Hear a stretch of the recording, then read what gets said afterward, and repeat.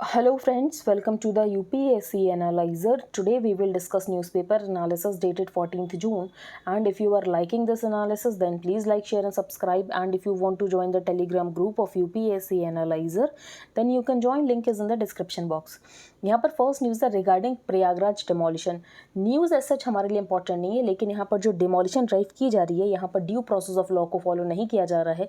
एक दिन पहले नोटिस दिया गया, यहाँ पर प्रॉपर अपील विंडो नहीं है, जिसकी वजह से यहाँ पर ड्यू प्रोसेस ऑफ लॉ को फॉलो नहीं किया जा रहा है. तो इसके बारे में एक आर्टिकल आया है ऑन एडिटोरियल पेज, तो ये हम वहाँ पर डिस्कस करेंगे कि प्रॉब्लम क्या है ऐसे डिमोलिशन ड्राइव से.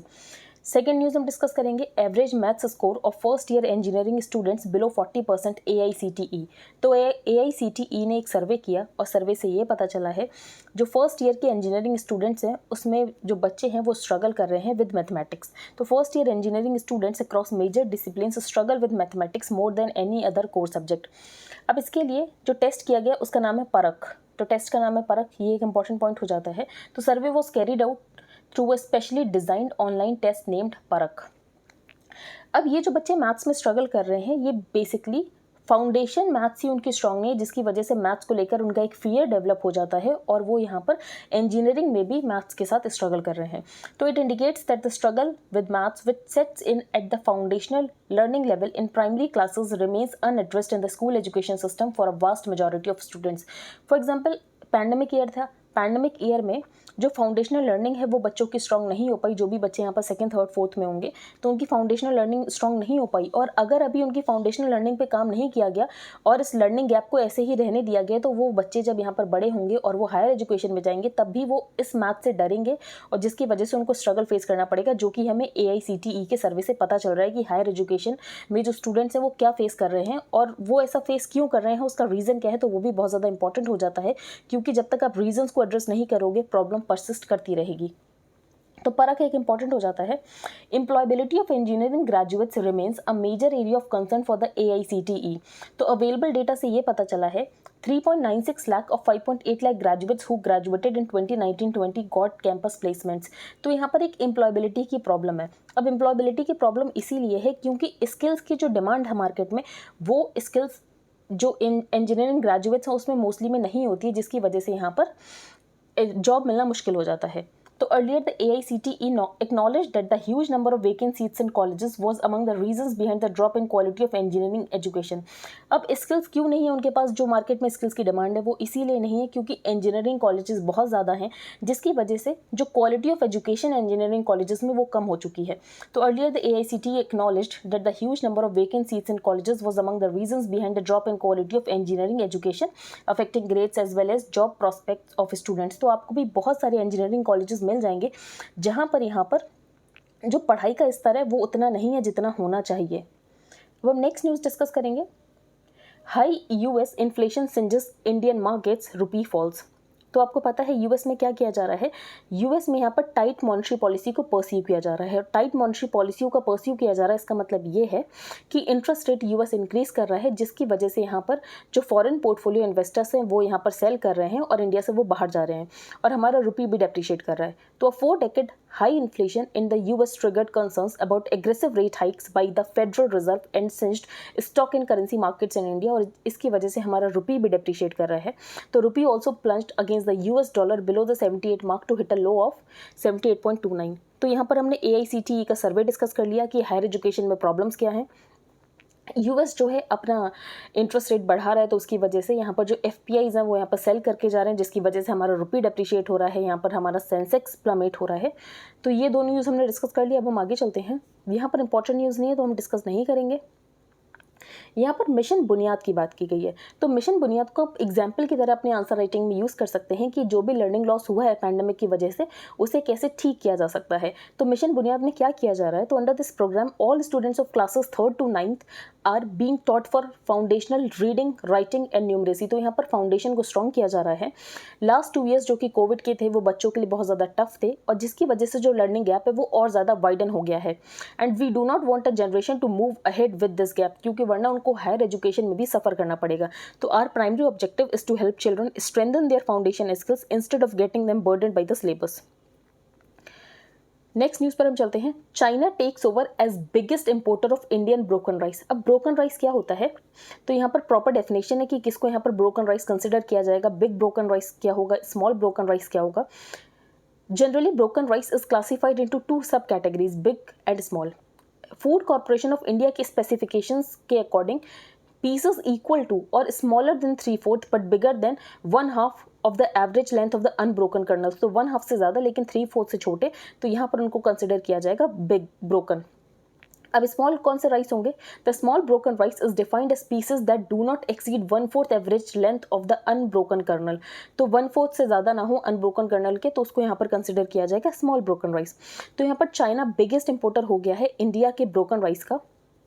China emerged as the top buyer of Indian rice during the pandemic, with the neighboring country importing 16.34 lakh metric tons or 7.7% of India's total rice export, according to an analysis of trade data. अब यहाँ पर जो China है वो क्या करता है broken rice का, तो बेसिकली चाइना यूज़ करता है ब्रोकन राइस को और ब्रोकन राइस को कन्वर्ट कर देता है to make wine and noodles. Experts का ये भी मानना है कि जो कॉर्न का प्राइस है वो इंक्रीज़ हो रहा है और इसीलिए लोगों की जो डिमांड है वो शिफ्ट हो गई है फॉर ब्रोकन राइस। तो demand for broken rice has seen a spike at a time when prices of food items have registered an increase globally in recent months. तो ब्रोकन राइस क्या होता है और चाइना बिगेस्ट इंपोर्टर बन गया है broken rice का। बस इससे ज़्यादा कुछ इंपॉर्टेंट नहीं है, हम आगे चलते हैं। Bengal house passes bill to make CM chancellor of state run universities. तो बेसिकली गवर्नर चांसलर होते हैं स्टेट रन यूनिवर्सिटीज़ के, लेकिन बंगाल में एक बिल पास किया जा रहा है, उसके बाद यहाँ पर सीएम चांसलर होंगे ऑफ स्टेट रन यूनिवर्सिटीज़। तो यहाँ पर पूची कमीशन की भी बात की गई है, तो पूची कमीशन की जो रिकमेंडेशंस है वो हम एक बार डिस्कस करेंगे। The West Bengal Assembly on Monday passed a bill that will replace the governor with the chief minister as chancellor of all the state-run universities. अब यहाँ पर पूची कमीशन की बात की गई, तो बिल ने स्टेट किया है पूची कमीशन के रिकमेंडेशंस। तो it is not out of place to mention that the Punchhi commission in its report recommended that to be able to discharge the constitutional obligations fairly and impartially. तो अगर यहाँ पर जो गवर्नर हैं वो चाहते हैं कि अपनी कॉन्स्टिट्यूशनल ऑब्लिगेशंस को फेयरली और इम्पार्शियली वो करें, तो governor should not be burden with positions and powers which are not envisaged under the constitution. तो कॉन्स्टिट्यूशन में जो उनको पावर्स नहीं दी गई हैं वो उनके ऊपर एनविसाज नहीं की जानी चाहिए, एंड विच में expose the office to controversies और पब्लिक क्रिटिसिज्म। अब यहाँ पर ऑपोजिशन का कहना है, तो ऑपोजिशन का ये कहना है कि अगर यहाँ पर सीएम चांसलर हो जाएंगे स्टेट रन यूनिवर्सिटीज़ की, उसकी वजह से पॉलिटिकल इंटरफेरेंस बढ़ जाएगा in the state higher education system. तो अगर सीएम चांसलर हो जाएंगे तो उससे प्रॉब्लम क्या क्रिएट हो सकती है कि पॉलिटिकल इंटरफेरेंस बढ़ जाएगा in the state higher education system. अगर गवर्नर यहाँ पर चांसलर है तो उससे क्या प्रॉब्लम है, तो ये तो पूची कमीशन ने बता दिया कि क्या प्रॉब्लम है। तो उसकी वजह से कॉन्ट्रोवर्सीज होती हैं, पब्लिक क्रिटिसिज्म होता है, और ये नहीं होना चाहिए। अगर हम चाहते हैं कि गवर्नर अपनी कॉन्स्टिट्यूशनल ऑब्लिगेशंस को फुलफिल करें तो उसके लिए उनको और ज़्यादा रिस्पॉन्सिबिलिटीज़ देने की ज़रूरत नहीं है। तो पूची कमीशन किसके लिए बनी थी ये भी आपको पता चल गया। अब हम आगे चलते हैं, यहाँ पर हम डिस्कस करेंगे Lanka clears projects linking Jaffna with Tamil Nadu and Puducherry. तो 2 प्रोजेक्ट्स को ग्रीन लाइट दे दिया है श्रीलंका ने। तो वो 2 प्रोजेक्ट्स कौन से हैं, तो कनेक्टिविटी प्रपोजल से flights from Jaffna to Tiruchirappalli in Tamil Nadu and a ferry service from Kankesanthurai in Jaffna to Karaikal in Puducherry. तो यहाँ पर बेसिकली 2 कनेक्टिविटी प्रोजेक्ट्स हैं जिसको श्रीलंका ने यहाँ पर ग्रीन लाइट प्रोवाइड कर दी है। पास्ट एंड प्रेजुडिस, इस आर्टिकल में जो इंपॉर्टेंट पॉइंट है वो हम डिस्कस करेंगे। तो सबसे पहले ऑथर ने ये बताया है कि अभी हम मॉडर्न स्टेट में रह रहे हैं, और अगर हम मॉडर्न स्टेट के पैरामीटर्स को यूज़ करेंगे पास्ट को जज करने के लिए तो ये ठीक बात नहीं है। तो several stories from old religious books of all communities indeed may not be compatible with modern concepts of human rights and gender justice. For example, जब सती था, हो सकता है कि उस टाइम के लिए सती है तो, लेकिन अगर हम मॉडर्न स्टेट देखें तो जो सती है वो रिग्रेसिव प्रैक्टिस है। तो ऐसे ही बहुत सारे रिलीजन्स में ऐसी कुछ प्रैक्टिसेस हैं या थी जो उस समय के लिए उस समय के लिए वो हो सकता है रिग्रेसिव ना हो, लेकिन आज के पैरामीटर से अगर हम उसको कंपेयर करेंगे तो वो रिग्रेसिव होंगी। तो इसीलिए जो प्रेजेंट है उसको पास्ट से कंपेयर करना ठीक बात नहीं है। तो several stories from old religious books of all communities indeed may not be compatible with modern concepts of human rights and gender justice.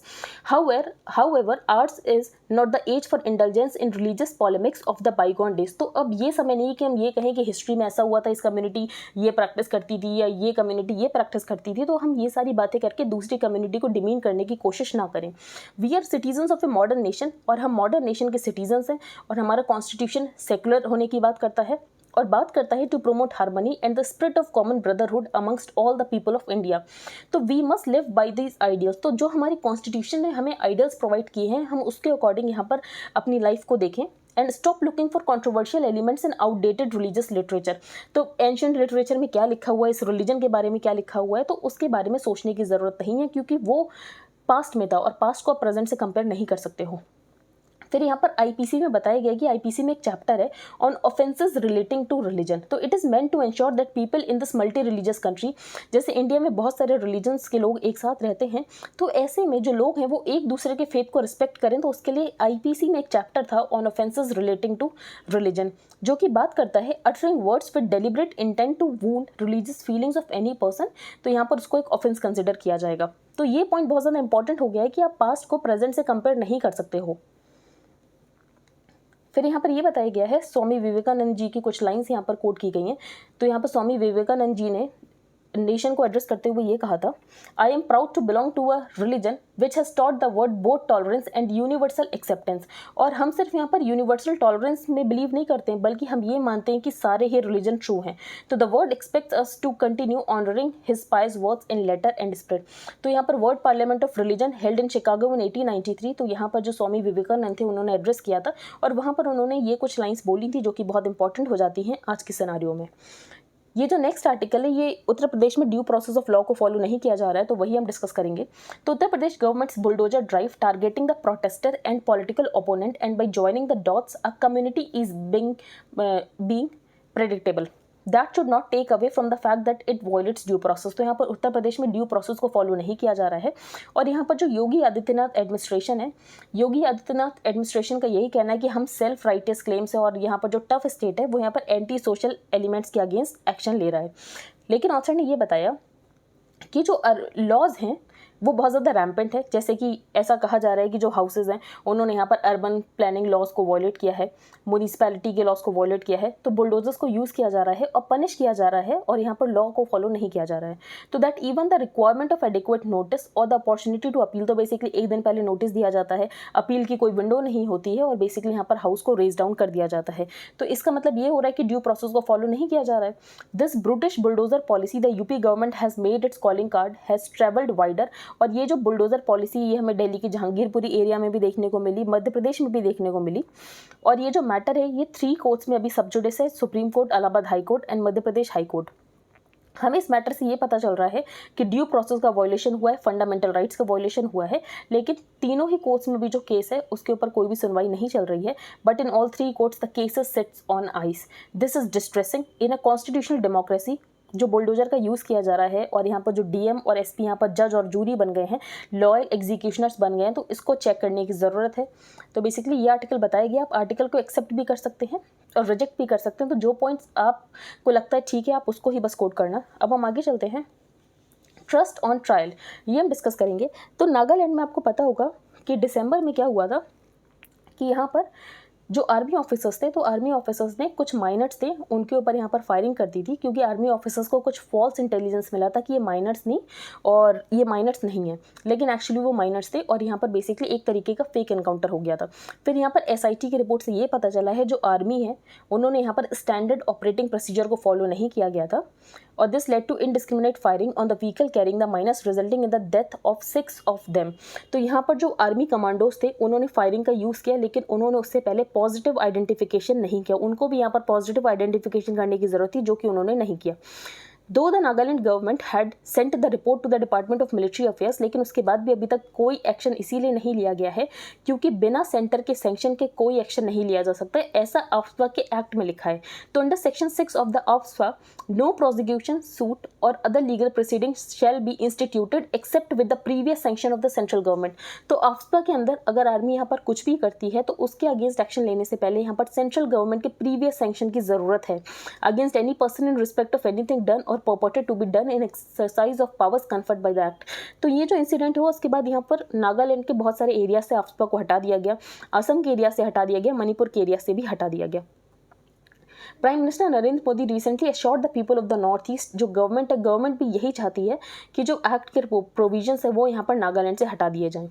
The trial of the army personnel will also go a long way in serving as a deterrent to others. There are several accusations कि fake encounters किए जाते हैं by the army and the police in the north east, और यहाँ पर garb of AFSPA में बहुत ज़्यादा फेक एनकाउंटर्स किए जाते हैं। तो 2012 में extra judicial execution victim families association of Manipur ने सुप्रीम कोर्ट को अप्रोच किया था और 1528 केसेस ऑफ एलिज्ड फेक एनकाउंटर की बात की गई थी कि सीबीआई इसको इन्वेस्टिगेट करे। उसमें से 6 केसेस को इन्वेस्टिगेट किया गया और ये पाया गया कि 6 केसेस में यहाँ पर फेक एनकाउंटर किया गया था। तो in recent times the AFSPA has attracted criticism from the supreme court और ट्रायल्स इन केसेस में होने चाहिए, ऐसा ऑथर का कहना है। तो matter has been hanging fire for too long और यहाँ पर ट्रायल होना चाहिए फास्ट ट्रैक कोर्ट्स में। अब हम नेक्स्ट डिस्कस करेंगे the way forward on 5G। अब ऑथर ने बोला आप 5G की बात तो कर रहे हो, लेकिन इंडिया में जो टेलीकॉम सेक्टर है वहाँ पर कंपटीशन बचा ही नहीं है। तो in January telecom neutrals among others heaved a collective sigh of relief जब आपको पता होगा कि गवर्नमेंट ने यहाँ पर रेस्क्यू पैकेज अनाउंस किया था फॉर द टेलीकॉम सेक्टर्स। तो वोडाफोन में 35% जो इक्विटी है वो यहाँ पर गवर्नमेंट के पास चली गई थी। तो Vodafone Idea got a respite in the form of government equity against spectrum and licence fee dues. तो यहाँ पर गवर्नमेंट को 35% इक्विटी मिल गई थी। जियो को ज़्यादा कुछ फर्क नहीं पड़ता है क्योंकि जियो की जो बैलेंस शीट है वो बहुत ज़्यादा है एज कम्पेयर टू ड्यूज। तो for Jio the dues were an insignificant share of their expanding balance sheet. जो BSNL है, BSNL ज़्यादातर रिडंडेंट है और जो भी हमें देखने को मिलता है, ये सब पेपर में हमें देखने को मिलता है। तो बेसिकली हम देख रहे हैं कि मेजर जो प्लेयर्स बचे हैं वो सिर्फ यहाँ पर 2 प्लेयर्स बचे हैं, एक जियो हो गया और दूसरा यहाँ पर एयरटेल हो गया। तो यहाँ पर ड्यूओपोली स्टैब्लिश हो जाएगा, कार्टेलाइजेशन की प्रॉब्लम हो सकती है। 1994 में टास्क बहुत ज़्यादा ईजियर था कि अगर आप चाहते हो कि यहाँ पर जो कोई भी कंपनी है वो अपनी पब्लिक डोमिनेंस ना बना ले या मोनोपोली ना बना ले, तो ये आसान हुआ करता था इसको टैकल करना। लेकिन आज के टाइम में टैकल करना बहुत ज़्यादा डिफिकल्ट हो गया क्योंकि बहुत सारी यहाँ पर प्राइवेट सेक्टर की कंपनीज आ चुकी हैं। तो in 1994 the task was much easier, trying to save the sector from the dominance and abuse of a public sector monopoly that operated largely on fulfilling the demands of the elite rather than the public। लेकिन आज के time में हमें क्या देखने को मिल रहा है, टेक्नोलॉजी का यूज़ होता है, डी रेगुलेशन का यूज़ होता है, तो जिसकी वजह से आप पब्लिक सेक्टर डोमिनेंस को आसानी से तोड़ सकते हो। तो ऐसे में इंश्योर करने की ज़रूरत है कि टेलीकॉम सेक्टर में कंपटीशन रहे, क्योंकि अगर टेलीकॉम सेक्टर में कंपटीशन नहीं रहा तो उसकी वजह से इंफ्रास्ट्रक्चर का इनोवेशन नहीं होगा, टेक्नोलॉजी का इनोवेशन नहीं होगा। तो serious competition needs at least 3 if not more strong and spirited national operators that compete on all aspects of network quality. लेकिन अभी हमारे पास कितने प्लेयर्स हैं टेलीकॉम सेक्टर्स में? तो सिर्फ 2 प्लेयर हैं, जियो और एयरटेल। आपको लगेगा कि वोडाफोन आइडिया भी एक प्लेयर है, लेकिन एक्चुअली वो प्लेयर नहीं है। अभी वो प्लेयर क्यों नहीं है वो भी हम डिस्कस करेंगे। तो monopolies have no incentive to innovate. तो अगर यहाँ पर 2 कंपनीज है, दोनों ने कार्टेलाइजेशन कर लिया, ये ड्यूओपोली कर लिया, मोनोपोली हो गई, तो उसकी वजह से उनके पास कोई इंसेंटिव ही नहीं रहेगा इनोवेट करने के लिए, क्योंकि यहाँ पर लोगों के पास, कंज्यूमर के पास कोई ऑप्शन है ही नहीं। कंज्यूमर को ना चाहते हुए भी उन्हीं लोगों की सर्विस लेनी पड़ेगी। तो competition will guarantee that operators find it attractive to invest in network infrastructure upgradation and offer consumers. इसीलिए कंपटीशन की बहुत ज़्यादा ज़रूरत है। Competition however can't be build in the sector. तो कंपटीशन तब आता है जब आप यहाँ पर केयरफुल नर्चरिंग करो, फॉस्टरिंग करो, रेगुलेटरी न्यूट्रलिटी करो। तो यहाँ पर वोडाफोन आइडिया को किसी तरह से सर्वाइव तो कर दिया गया है गवर्नमेंट के रेस्क्यू पैकेज से, लेकिन यहाँ पर वोडाफोन आइडिया को ऊपर बढ़ाने की ज़रूरत है, नर्चर करने की ज़रूरत है, ताकि वो भी यहाँ पर इक्वल प्लेटफॉर्म पर आकर यहाँ पर कॉम्पीट कर सकें। As a part of it support package for the telecom sector in October 2021 it is dispensed with the requirement of performance bank guarantee. तो यहाँ पर 2021 में जो रेस्क्यू पैकेज था फॉर द टेलीकॉम्स, उसमें कुछ चेंजेस किए गए थे। फॉर एग्जांपल जो स्पेक्ट्रम होल्डिंग का टेन्योर है उसको 20 साल से बढ़ाकर 30 साल कर दिया गया था। अगर कोई अनयूटिलाइज्ड या अंडर यूटिलाइज्ड स्पेक्ट्रम है तो 10 साल के बाद भी उसको सरेंडर किया जा सकता है। इन एडिशन गवर्नमेंट ने क्या किया था, 35% स्टेक ले लिया था वोडाफोन आइडिया का इन ल्यू ऑफ द ड्यूज जो भी यहाँ पर गवर्नमेंट ने प्रोवाइड किए थे। While the package may have prevented the exit of Vodafone Idea from the market, लेकिन कंपटीशन बना रहे उसके लिए वोडाफोन आइडिया में स्ट्रक्चरल चेंजेस करने की ज़रूरत है। और स्ट्रक्चरल चेंजेस करना इंपॉर्टेंट, अगर स्ट्रक्चरल चेंजेस नहीं हुए तो वोडाफोन एक प्लेयर तो होगा, लेकिन वोडाफोन यहाँ पर कंपटीशन को नर्चर नहीं कर पाएगा। तो रेवेन्यू जनरेशन गवर्नमेंट के लिए इंपॉर्टेंट है कि रेवेन्यू जनरेशन हो, और गवर्नमेंट यहाँ पर स्पेक्ट्रम को ऑक्शन करके रेवेन्यू जनरेशन करती है।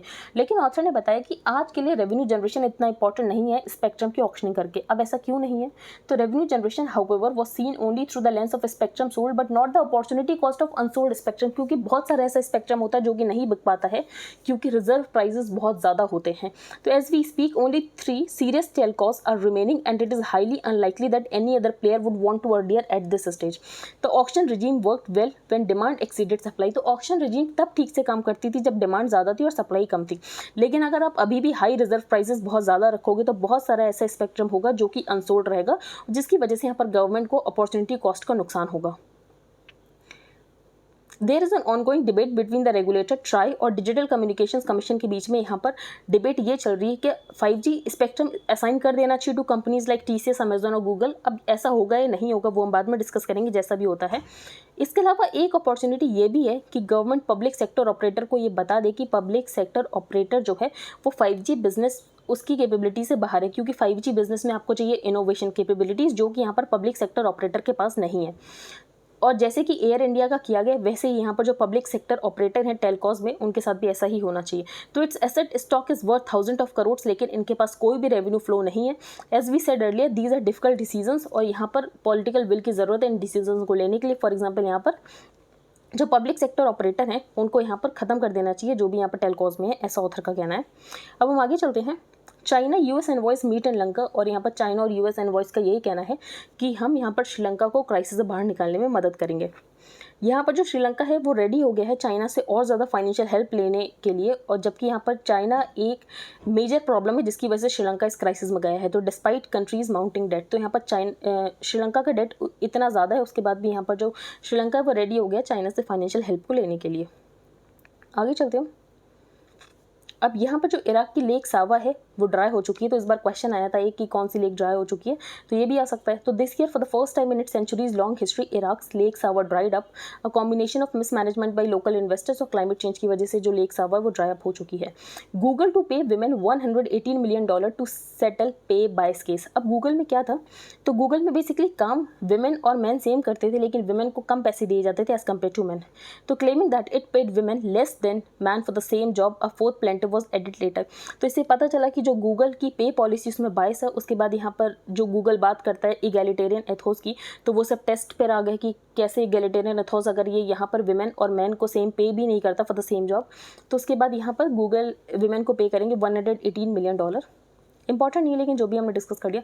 नेक्स्ट है bank board bureau powers next, ये इंपॉर्टेंट हो जाता है। अब यहाँ पर दिल्ली हाईकोर्ट ने एक वर्डिक्ट ये दिया है, जो बैंक बोर्ड ब्यूरो है उसके पास पावर नहीं है to select directors of PSU insurance. तो यहाँ पर बैंक बोर्ड ब्यूरो की जो पावर है to select directors of PSU insurance, वो यहाँ पर दिल्ली हाईकोर्ट ने स्ट्राइक डाउन कर दिया। दिल्ली हाईकोर्ट ने बोला है कि जो बैंक बोर्ड ब्यूरो है वो इनकॉम्पिटेंट है to select directors of PSU insurance. तो with the bank board bureau not allowed to select top officials of public sector insurance, यहाँ पर गवर्नमेंट जो है एक ऑल्टरनेटिव मैकेनिज्म को लेकर आने वाली है for selecting the top management of PSU insurance. तो PSU इंश्योरेंस को अब यहाँ पर BBB डिसाइड नहीं करेगी कि कौन यहाँ पर PSU इंश्योरेंस का डायरेक्टर होगा, उसके लिए यहाँ पर गवर्नमेंट जो है ऑल्टरनेटिव मैकेनिज्म लेकर आने वाली है। तो Delhi high court had struck down the bank board bureau's power to select directors of PSU general insurance companies and the government has already implemented the verdict by cancelling all such appointments. अब bank board bureau करता क्या है, तो bank board bureau जो है basically यहाँ पर agency है जो कि यहाँ पर top management of PSU insurance और बैंक्स को यहाँ पर सेलेक्ट करती है। लेकिन दिल्ली हाईकोर्ट का ये कहना है कि ये एक इनकॉम्पिटेंट बॉडी है टू सेलेक्ट PSU इंश्योरेंस। तो यहाँ पर जो डायरेक्टर्स है PSU इंश्योरेंस के वो यहाँ पर बैंक बोर्ड ब्यूरो सेलेक्ट नहीं कर सकती है। आगे हम चलते हैं। टर्बन डे एक्ट, ये हम डिस्कस करेंगे। टर्बन डे एक्ट कनाडा में हुआ है, तो pass by legislature of Manitoba Canada. It recognizes April 13 as turban day. अब टर्बन डे सेलेक्ट किया गया है, इससे क्या पता चलता है basically, and whereas recognition of April 13 will provide a way for Manitoba to promote understanding of the significance of the turban, की टर्बन की क्या सिग्निफिकेंस है और जो सिख कैनेडियंस के प्रति यहाँ पर रेसिज्म होता है उसको कॉम्बैट करने के लिए ये एक स्टेप लिया गया है।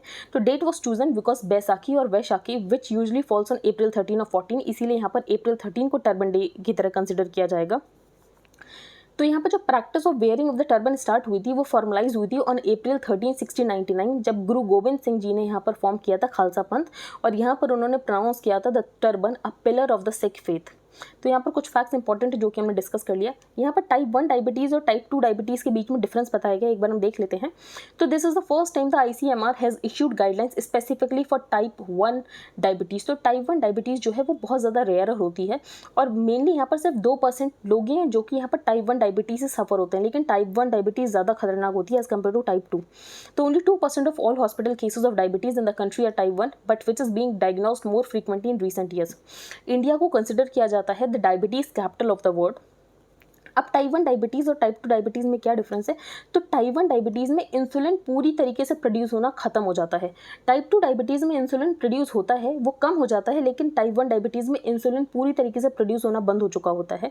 तो type 1 diabetes is a condition where the pancreas completely stops producing insulin, the hormone responsible for controlling the level of glucose in blood.